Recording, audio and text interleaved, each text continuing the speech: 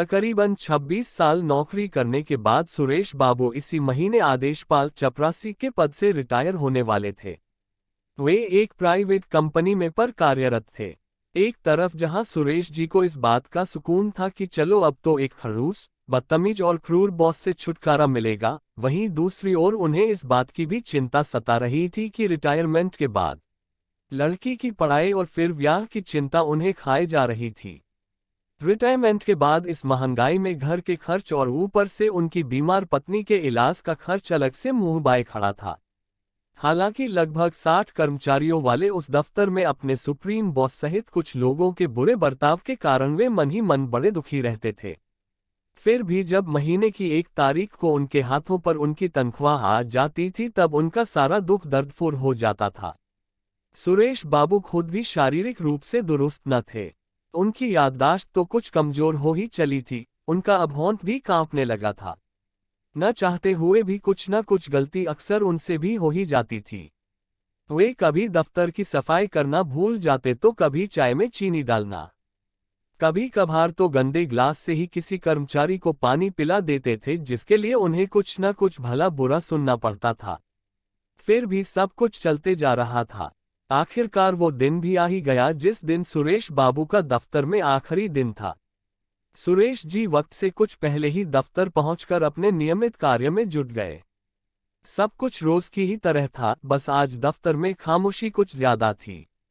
शाम में जब आखिरी बार दफ्तर से घर जाने का वक्त हुआ तो सुरेश बाबू ने टूटे मन से सोचा कि अंतिम बार खड़ूस बॉस के केबिन में जाकर उससे मिल लिया जाए, लेकिन उन्हें बताया गया कि अन्य कर्मचारियों के साथ बॉस एक जरूरी मीटिंग कर रहे हैं, फिलहाल उन्हें कुछ देर इंतजार करना होगा।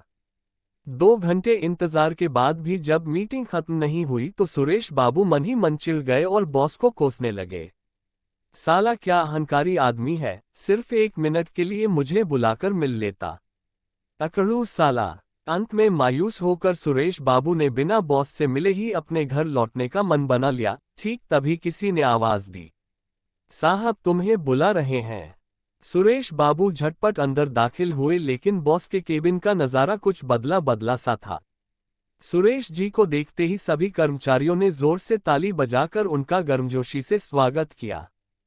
फिर बॉस ने मेज पर रखे एक केक को काटने के लिए सुरेश जी को धीरे से इशारा किया। पार्टी समाप्ति के बाद अब बॉस ने बोलना शुरू किया, सुरेश, हम सब ने आज मिलकर सामूहिक रूप से ये फैसला लिया है कि तुम्हें फिलहाल नौकरी से कार्यमुक्त न किया जाए और तुम्हारी सेवाएं पहले की तरह ही बहाल रखी जाए, क्योंकि हमें एक ईमानदार, जिम्मेदार और वफादार व्यक्ति की सख्त आवश्यकता है। कुछ मामूली लापरवाहियों को अगर नजरअंदाज कर दिया जाए तो तुम एक बेहद ही कर्तव्यनिष्ठ व्यक्ति हो। तुम्हें तुम्हारी सेवाओं के बदले प्रत्येक कर्मचारी की तरफ से महीने के अंत में 500 रुपये दिए जाएंगे।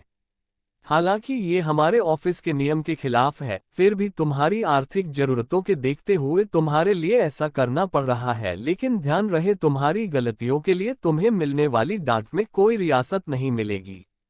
बॉस ने अपनी बातों को बीच में रोकते हुए रुपयों का एक बंडल सुरेश बाबू के हाथों में थमाया और फिर बोलना शुरू किया, आज ही ये 5 लाख रुपए हम सब ने मिलकर तुम्हारे लिए जमा किए हैं ताकि तुम अपनी बेटी की शादी धूमधाम से कर सको। बॉस ने जैसे ही अपनी वाणी को विराम दी, तालियां फिर से गड़गड़ा उठी। सुरेश बाबू रोते हुए बॉस के चरणों में झुक गए, लेकिन बॉस ने उन्हें पकड़कर अपने गले से लगा लिया। ऑफिस से निकलने के बाद दबदबाए आंखों को लेकर सुरेश बाबू अपने घर की ओर जाते हुए बस यही सोच रहे थे कि आज तक जिन लोगों को वे खड़ूस और बेरहम समझ रहे थे, वे हकीकत में कुछ और ही निकल गए। अक्सर हमारे नकारात्मक विचारों के कारण किसी भी व्यक्ति के प्रति हमारे मन में जो धारणा बन जाती है वो हमेशा सही नहीं होती। कभी कभी लोग इतने भी बुरे नहीं होते जितने हम उन्हें मान बैठते हैं। दोस्तों, ये कहानी आपको अगर अच्छी लगी हो और हमारे चैनल पर पहली बार आए हैं तो सब्सक्राइब कर बेल आइकन जरूर दबाएं ताकि हमारे नए वीडियो का सूचना आपको तुरंत मिलती रहे। धन्यवाद।